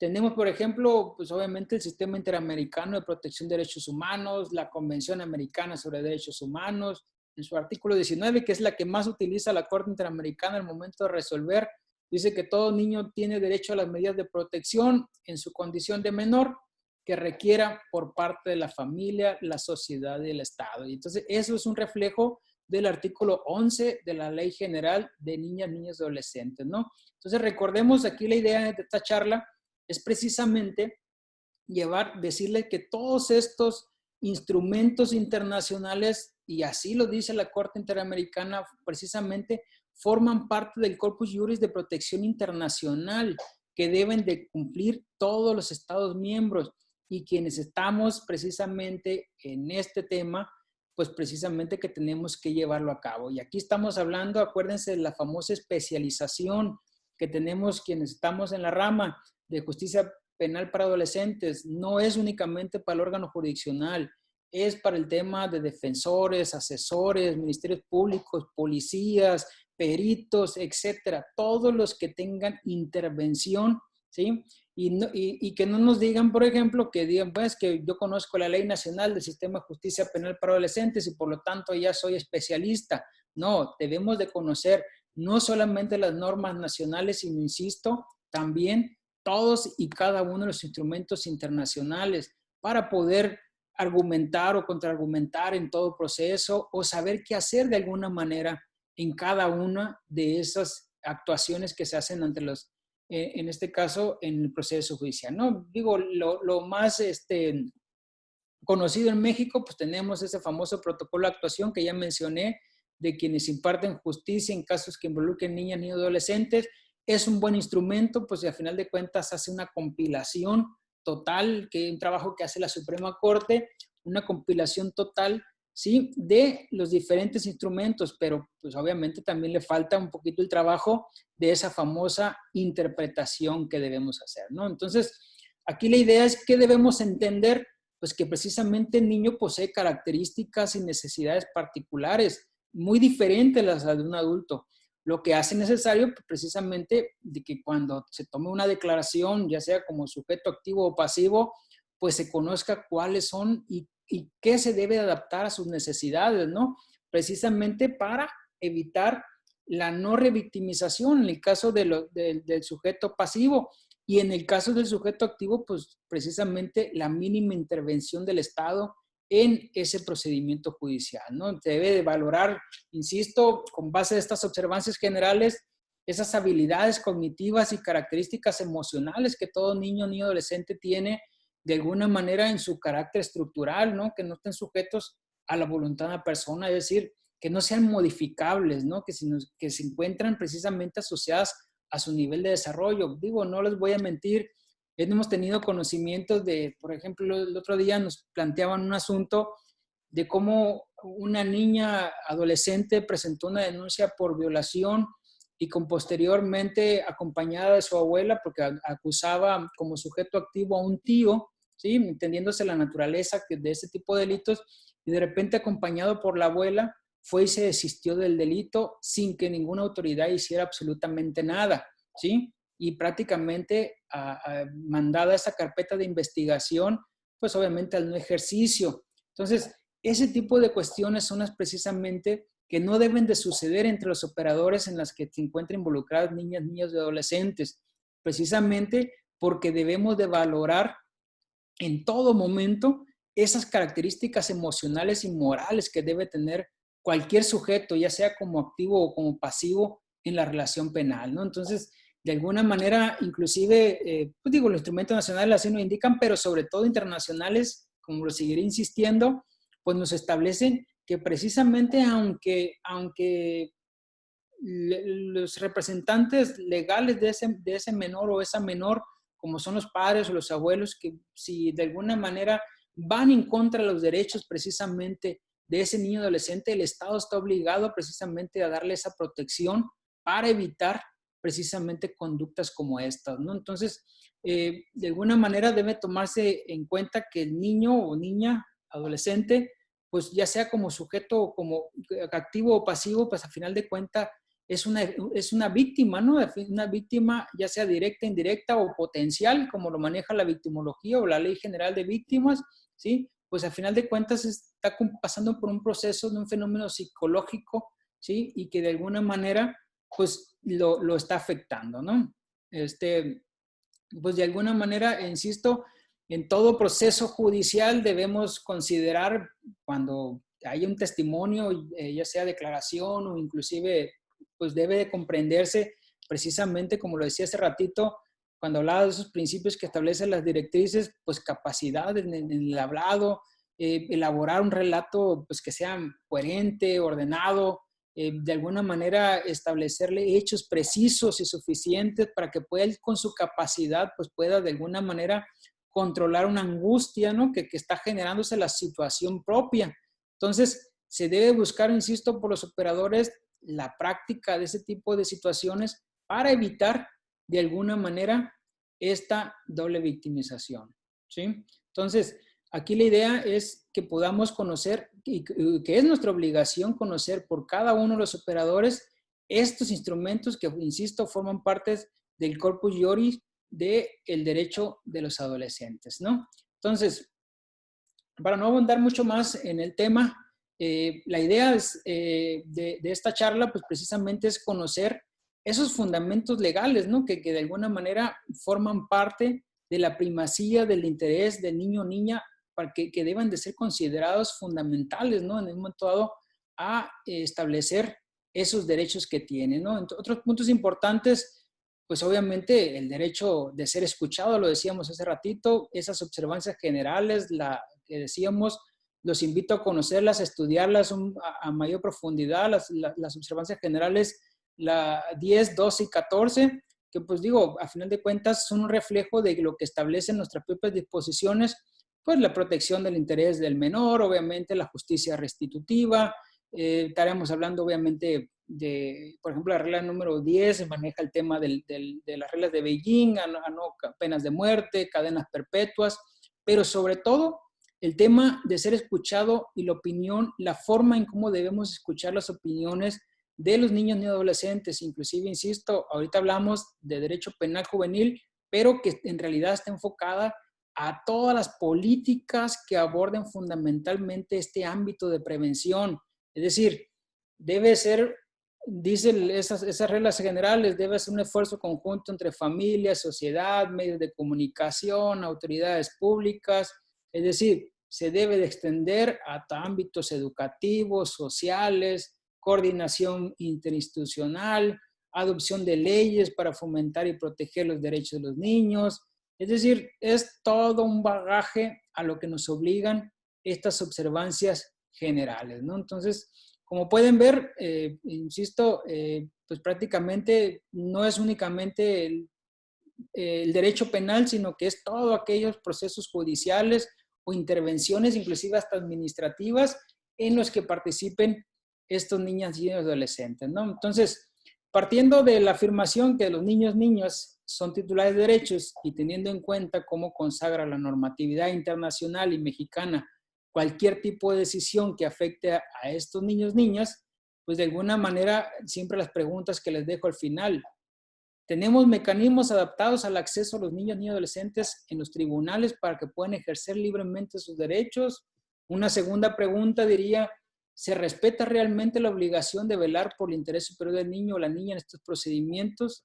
¿Se garantizan el derecho de los niños y niñas a ser debidamente informados y ser escuchados en cada una de las etapas del proceso? ¿Sí? Entonces son preguntas que de alguna manera debemos de contestarnos, pero contestarnos con objetividad y una crítica, ¿sí? Entonces, no basar únicamente una decisión administrativa o judicial que afecte en una niña, pues vacía de contenido y apenas motivada, que no parezca realmente un resultado de la ponderación de todas estas normas jurídicas, ¿no? Debemos de buscar, insisto, y siempre lo diré en cualquier vez que me voy a un foro, el sistema procesal penal no es de alguna manera la forma de cómo solucionar un tema de inseguridad. Ahí tiene que haber temas de prevención del delito, precisamente, ¿por qué? Porque tenemos diferentes principios de la menor intervención del Estado en el desarrollo, pero ¿cómo lo podemos hacer? Porque se escucha muy bonito, es decir, mínima intervención o menos que el Estado pueda participar en los procesos o que el adolescente lo llevemos a un proceso penal. Pero ¿cómo prevenir precisamente que el adolescente venga o que en un momento dado no deba de participar en un proceso de esta naturaleza, ¿no? Entonces, debemos de evitar precisamente las dificultades de los accesos de los niños y niñas a los tribunales, más allá, lo decía hace ratito, de la voluntad de sus progenitores o representantes legales.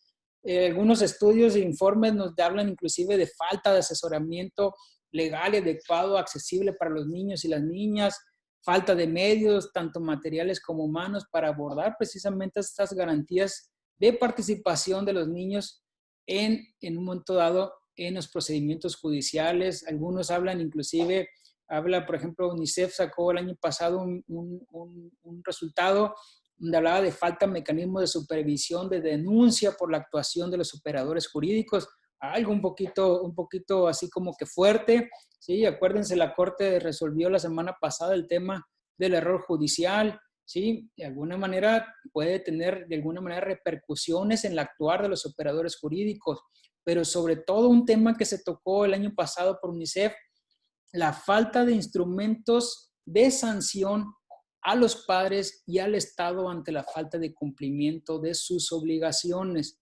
Entonces, si se fijan, esa evolución jurídica nos obliga a llevar a cabo con mayor profesionalismo nuestro trabajo y que de alguna manera, por eso le decía en un principio, el tema adolescentes pareciere que es así como que, bueno, sí, es el más olvidado en las políticas públicas, pero pareciere que es muy sencillo, pero conlleva un estudio muy significativo de los derechos humanos, del derecho internacional, porque, insisto, aparte de conocer el tema desde los derechos humanos, los mismos que tiene un adulto tendrá un niño, aparte el niño tiene aún más consideraciones por sus características vulnerables. ¿Sí? Me quedo a sus órdenes para cualquier duda, comentario que pudieran hacer.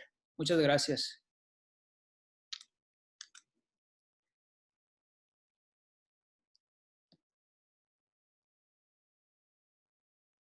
¿Alguien que quiera participar, hacer alguna pregunta? Doctor, Doctor, magistrado, ¿sí me escucha? Sí, sí te Ah, ok. escucho. Perdón, es que se Ah, había ok. desactivado el micrófono. A las Ok, órdenes. sí. Bueno, la dinámica que hemos venido manejando es por el chat, ponen las preguntas los compañeros, entonces creo que había una de hace ya algunos minutos, pero por ahí es donde lo harían. No abrimos los micros porque luego se mete mucho ruido al abrir y por el número de Ah, ok. participantes que hay también, que es muy alto, Muy bien. pero ahí en el chat, si lo puede checar, por favor. A ver, ahí viene aquí uno. Carlos Toy, espérame, permíteme. Dice, ahora que habla de pérdida de derechos, entonces quiere decir que con la transformación de la concepción de la minoría como elementos de imputabilidad, se perdió la posibilidad de que los estudiantes desplegaran conductas delictivas sin consecuencias jurídicas penales. Le hace, perdieron el derecho de hacer lo que quisiera en términos de delincuencia. Al final de cuentas, el tema de que en la convención el niño o niño adolescente fuera sujeto de derecho, obviamente también el ser sujeto de derecho genera obligaciones, derechos y obligaciones. Por lo tanto, precisamente estamos navegando hacia un tema de cumplimiento de responsabilidades cuando hay una transgresión de la norma. La característica que tiene el sistema de justicia penal es que, a final de cuentas, si bien es cierto, tienes medidas, pero estas medidas son con índole de que sean socioeducativas, ¿no? La idea, por ejemplo, de las medidas que se pueden dictar a un niño o adolescente, perdón, bueno, en el caso del adolescente, ¿sí? Serían de índole socioeducativas. Por ejemplo, alguien que tenga un conflicto con la ley en un tema que tenga que ver con cuestiones de género, pues la medida normalmente aplicada que nos establece la ley nacional, pues son precisamente temas psicológicos en materia de género.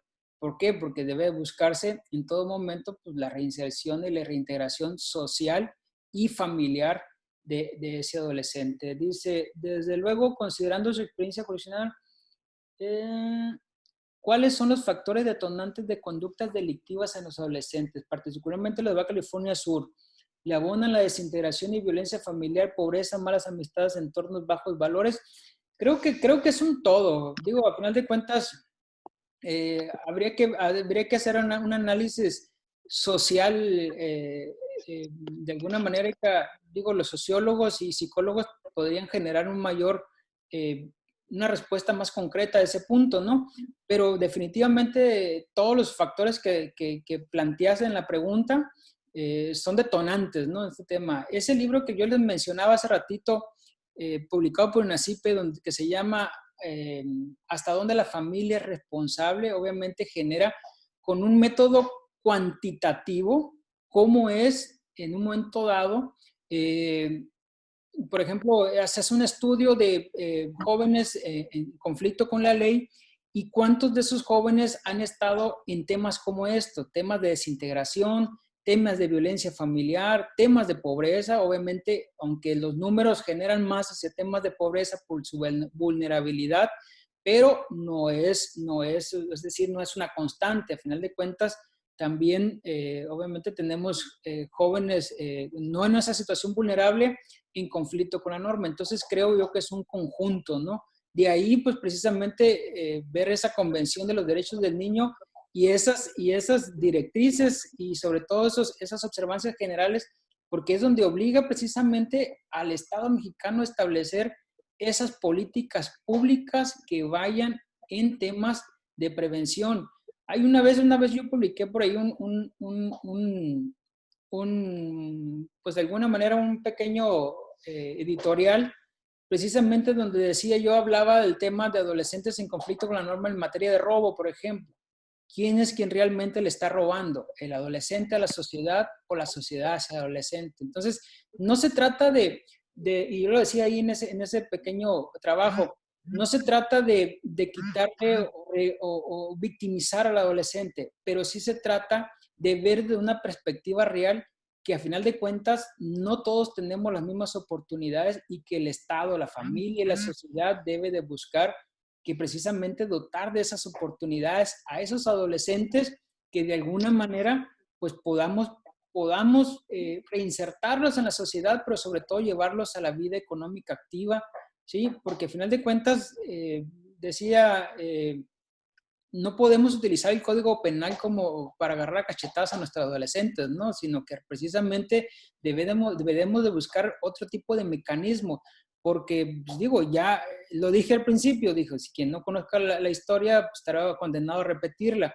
Ya sabemos que políticas judiciales o políticas o teorías como teoría penal del enemigo y cosas por el estilo, pues precisamente no, pues no han generado el resultado que muchas veces represivo que se espera, ¿no? El aumento de penas tampoco lo genera. Por ejemplo, la Ley General de Secuestro tiene penas de 50 a 100 años y no hemos podido disminuir el tema del secuestro, ¿sí? Entonces, son algunos análisis que se hacen sobre el tema, ¿no? Entonces dice, a ver, se me fue una pregunta aquí. ¿El sistema integral, subrayo integral, es suficiente para quienes en un momento dado están en el cita y se puede resintar socialmente? ¿Es suficiente el presupuesto? Yo creo que no sé, no sabría si será suficiente, pero al final de cuentas siempre el recurso económico para una situación como la que estamos pasando creo que nunca va a ser suficiente. ¿Sí? De alguna manera, pues siempre se busca tener, obviamente, insertar el mayor número de recursos precisamente a quienes están en una situación vulnerable como esa. Entonces, digo, se necesitan políticas públicas un poquito más fuertes. Y lo decía hace ratito, pues así como que la desaparición de Cipina, a lo mejor a Cipina le ha faltado un poquito ser más compenetrante con la sociedad a nivel nacional. Sí, pero al final de cuentas es una institución que ha generado políticas o el impulso de políticas públicas que tengan que ver precisamente con la protección de niños, niños y adolescentes. Me dicen por acá, saludo de la Ciudad de México, de su perspectiva, a las niñas y adolescentes se les aplican medidas de tratamiento en lugar de penas o medidas de seguridad. Explíquenos si ellos son inimputables o no. Mira, el tema, bueno, en el caso de las medidas de tratamientos, obviamente en el sistema integral de justicia para adolescentes no le conocemos como penas, ¿no? O medidas de seguridad, se le conoce como medidas de tratamiento. Entonces, y son de alguna manera del tema socioeconómico, como ya lo repetí. Ese tema de inimputables es un tema bastante controvertido, ¿sí? De alguna manera, inclusive a nivel nacional, en la Asociación Nacional de Operadores, todavía seguimos discutiéndolo, ¿no? Por el tema, por diversos temas, ¿no? Para algunos es un imputable por al final de cuentas. Sin embargo, si nos vamos a la teoría del delito, no se le podría considerar en este caso imputable. ¿Por qué? Porque al final de cuentas, acordémonos la teoría del delito, estamos hablando de típica jurídica, culpable y punible, ¿no? Aunque algunos doctrinarios indican que lo punible pues es parte, consecuencia del delito. Entonces, al momento de que en el adolescente no se le puede imponer penas, entonces no podríamos insistir que existe una punibilidad. Entonces ahí está la discusión sobre ese punto, ¿sí? Aunque para muchos dicen, bueno, aunque se le llamen medidas, ¿sí? Medidas de sanción, pues de alguna manera, a final de cuentas, también generan, al ser de alguna manera privativas de algunos derechos, o como puede ser, por ejemplo, la que sea privativa de la libertad, pues para algunos, a final de cuentas, sigue siendo una pena, ¿sí? Y de ahí se genera la discusión. Entonces, ese es un punto todavía discutible, ¿no? Para algunos, digo, si consideramos que la medida de sanción es más bien parte donde si es una pena o no es una pena, o simplemente como la literalidad lo indica, como medida de sanción, y de ahí generaría esa imputabilidad o inimputabilidad. Ese es mi punto de vista, pero insisto, sigue estando en la mesa de la discusión ese punto. ¿Sí? Dice, ¿cuál sería una de las fallas del sistema cuando un adolescente una vez cumplida la medida de sanción sigue en conflicto con la ley? Fallas del sistema, una vez cumplida la medida de sanción, sigue en conflicto con la ley penal. Ahí sí no sabría decirle cómo sería el tema de sigue en conflicto con la ley penal, o si cometió otra conducta o no sé cómo interpretar ese tema, sigue en conflicto con la ley, ¿no? Otra pregunta. En el caso de adolescentes delitos que ameritan internamiento y sin embargo el juez determina su externamiento con vigilancia de los padres, toda vez que no consideran que hay peligro de acción de la justicia y peligro para la víctima, pero reinciden en cometer otro delito, ¿cómo se puede reintegrar a estos adolescentes de la sociedad, aun que para ellos no aplica la habitualidad? Y son como 3 preguntas al mismo tiempo. Bueno, pues en el caso dado, si el juez de control determina que en su externamiento con vigilancia de sus padres y dice, pues no hay peligro, así lo determinó, quiero entender el juez de control, pero reincide en cometer, bueno, quitando la palabra reincide, más bien sería comete otro hecho que la ley señala como delito, ¿sí? En un momento dado, pues ya, salvo la argumentación que pudiera hacer el Ministerio Público en un tema socioeducativo, a final de cuentas, yo sigo insistiendo que es un tema socioeducativo. En algunos casos por ejemplo, cuando existe una variabilidad que pudiera establecer una ponderación para un juez de control entre si se queda en internamiento o mandarlo a externamiento con vigilancia de sus padres, a veces ahí habría que ver la naturaleza específica del hecho, ¿sí? Porque hay ocasiones en las que sí, por esa reiteración de estar en conflicto con la ley, puede generar, pues obviamente, la certidumbre de que el adolescente requiera precisamente un tratamiento en ese, bueno, por llamarlo de alguna forma, ¿no? Tratamiento, para precisamente poder utilizar un sistema socioeducativo con él para efectos de poder erradicarlo, ¿no? A veces le traemos un poquito miedo al tema del semi-internamiento, que para mí es una de las figuras muy adecuadas en ese tipo de casos. Por ejemplo, en el caso que maneja Elizabeth Fragoso, yo, por ejemplo, si yo estuviera en esa decisión, yo utilizaría un semi-internamiento, que de alguna manera ciertos días estuviera en el centro de internamiento para recibir de alguna manera ese seguimiento y en otro tanto estuviera con su familia precisamente para no romper ese vínculo familiar y no romper esa hegemonía que tiene con la familia, ¿sí? Y buscar un equilibrio entre la famosa mínima intervención del Estado en el proceso penal. Y para mí es una figura muy buena que nos contempla la Ley Nacional del Sistema de Justicia Penal para Adolescentes, el semi-internamiento, ¿no? Ya sea, pues entonces, en sus 2 variantes, ya sea que de lunes a viernes esté para recibir educación, máxime si sabemos de que el adolescente no está estudiando, no continuó o tiene truncado su educación, ¿sí?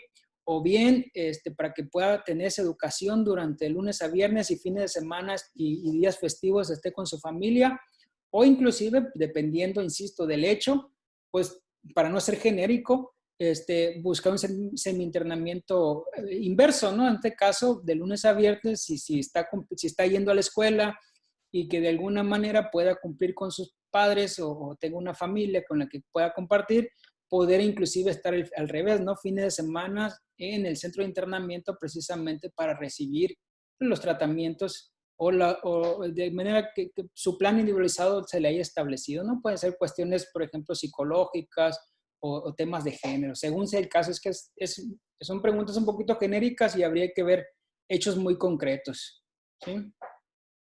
No sé si existe alguna otra pregunta, creo que contesté todas. Sí, parece Me preguntaba alguien por aquí del tema de Perú. Es el tema Hermanos Gómez Paquillauri versus Perú. Es del 8 de mayo del 2004. ¿Sí? Es un tema de tortura y muerte por miembros de la policía a 2 hermanos adolescentes, ¿no? Entonces, ahora sí que como nos decimos, fueron detenidos, levantados, torturados a causarles la muerte, ¿sí? Ese es un tema versus Perú. Alguien por ahí lo preguntó. Doctor, mándeme. Parece ser que ya no hay ninguna pregunta. Muy bien. Digo, ya chequé. Al parecer no hay, solo muchas gracias, dice ahí Toyes. Y bueno, la licenciada Trini. Ahí llegó una, parece ser. Es que ahí hay muchas preguntas, ni modo. A ver, vamos. De todas formas, no son las 8 aún. Dice, el tratamiento de un joven interno es obligatorio. Bueno, depende, ¿no? De alguna manera si está en medidas cautelares o está ya con una medida de sanción. En el caso de la medida de sanción, pues sí, la autoridad administrativa pues está obligada al famoso plan individualizado, ¿sí? Donde se establezca pues cuál va a ser en un momento dado pues, el seguimiento que se va a hacer durante el cumplimiento de la sanción, acorde obviamente a la resolución que le ha emitido el Tribunal de Enjuiciamiento, ¿sí? Y obviamente supervisado por la juez de ejecución especializada en justicia para adolescentes. Pero sí, ese plan individualizado, pues sí es uno de los requisitos obligatorios o obligaciones que tiene en el caso de la etapa de ejecución en adolescentes. ¿Sí? Algunos, creo que son todos ahora sí. Sí, al parecer sí. Fíjese, magistrado, amigo, cuando habla de desaparición o perder derechos, ¿cómo no pensar en la pérdida de derechos cuando constantemente ves notas que solo te preocupan en el tema de justicia? El día de ayer que tuvimos la oportunidad de estar Hablando Claro con Joel Trujillo, el tema de la renuncia de la titular de la Comisión Ejecutiva de Atención a Víctimas por falta de apoyo, el tema del desaparecer CIPINA, porque a criterio del presidente es una institución que no ha servido de mucho. No quiero ni pensar, después de la intentona de la contrarreforma al sistema de justicia penal, qué estén planeando para el sistema de justicia para adolescentes. Pues si hablamos de perder derechos, pues fíjate que estamos retrocediendo realmente en muchos logros que se habían obtenido, eh, sin, sin tocar el tema político, sino logros en derechos de la sociedad buscando temas de justicia real. Y ahora, una tras otra, estamos viendo estos retrocesos. Creo que sí podemos hablar de la pérdida de derechos. Pero bueno, eso es solo un comentario. Sí, pues Magistrado, yo lo decía hace ratito, o sea, no se ocupa en realidad una reforma legal para hacer pérdida de derechos específicamente, con la solamente estrangulación de los recursos públicos o privados a una institución, pues prácticamente puede hacer una pérdida de derechos. Ejemplo, vamos pensando, lo voy a manejar a manera de ejemplo. ¿Sí? Un derecho fundamental de un adolescente es precisamente tener, por ejemplo, una defensa técnica adecuada, en el caso de la víctima, una asesoría jurídica, ¿no? Adecuada a la defensa de sus derechos. ¿Cómo puedes de alguna manera eliminar o vulnerar un derecho como institución, como Estado? Pues ahorcando precisamente, por ejemplo, vamos pensando ahorcar a una institución como esa, como la Defensoría Pública o la asesoría jurídica, en la que no pueda tener un espectro de alcance hacia todos los adolescentes que se encuentran en un proceso, ¿sí? Esa es una forma de cómo vulnerarle el derecho. Y no necesitas una reforma legal para vulnerar ese derecho, es la simplemente estrangulación de una institución pública, ¿sí? Entonces, en el caso, por ejemplo, pues un centro de internamiento, ¿cómo le vulneras el derecho a tener una educación, alimentación, salud y todo lo que conlleva en entreno de internamiento, de acuerdo a las reglas de Beijing? Pues de alguna manera estrangulas económicamente al centro de internamiento y vulneras el derecho, ¿sí? Entonces, hay muchas formas de cómo podemos ir perder derechos. Yo manejaba, pues obviamente los temas históricos, pero también los temas, ahora sí que económicos y de recursos, ¿no? Es una forma también de ir generando la pérdida de derechos. Aquí hay una pregunta bien interesante que me gustaría contestar de Blanca Azucena Lucero Mendoza. Dice, y precisamente va con el tema que estamos platicando. El tema de la reparación del daño, dice, ¿qué nos puede comentar? Tomando en cuenta que los adolescentes no pueden pagar altas cantidades a las que son obligados a pagar. Bueno, ahí es un tema que siempre hemos criticado, bueno, criticado jurídicamente en el tema de la reparación del daño. Obviamente, la Ley Nacional del Sistema de Justicia Penal para Adolescentes le quedó a deber al tema a la víctima ahí, ¿sí? ¿Por qué? Porque de alguna manera, pues son 3 artículos los que contempla el tema de la reparación del daño, ¿sí? Inclusive, pues el tema de la reparación del daño, esa ley nos indica que el adolescente debe pagar de su propio de sus propios ingresos que reciba o que perciba esa reparación del daño, ¿sí? Que no se puede, hacer de manera como en el pasado, hacer solidarios, subsidiarios a los padres, ¿sí? Que nos entienden que ser con recursos propios del adolescente. Si fueran asuntos muy pequeños como pues, daño en las cosas, no sé, una pintada de una barda, pues entendería que estuviera fácil la aplicación de esa norma. Pero cuando estamos hablando, por ejemplo, de un homicidio culposo, por no irnos muy lejos, ¿no? De un accidente, donde la propia reparación del daño pues, va a alcanzar casi el $500,000 de pesos. ¿Cómo un adolescente puede llegar a cumplir eso, ¿no? Entonces, acorde a la ley nacional, se supone, de acuerdo a la exposición de motivos y otros estudios que se tienen sobre ese tema, pues se supone que para eso estaría en un momento dado ese famoso fondo, ¿no? de reparación, ¿sí? En que viene en la Ley General de Víctimas, ¿sí? O que emana de esa ley, ¿sí? Sin embargo, pues ha sido un fondo que no ha permitido en pues casi 97% de los casos el acceso a las víctimas a ese famoso fondo precisamente para poder hacer la reparación del daño. Y máxime que pues a últimas fechas se han escuchado todavía, al año antepasado todavía se hablaba de reformas a la Ley General de Víctimas para efecto de hacer más accesible y en qué casos muy específicos tener acceso a ese fondo. Uno de los puntos era el tema precisamente de los adolescentes para los que han sido víctimas de alguna conducta no adolescente poder acceder a ese fondo. Sin embargo, a últimas fechas, pues se hablan, hay voces también, ya lo han anunciado, que probablemente desaparezcan ese fondo, lo cual lo harán mucho más complicado precisamente que una víctima del delito, pues de alguna manera pueda lograr la reparación del daño cuando en el caso de la delincuencia de juvenil, ¿no? Como le llamamos también.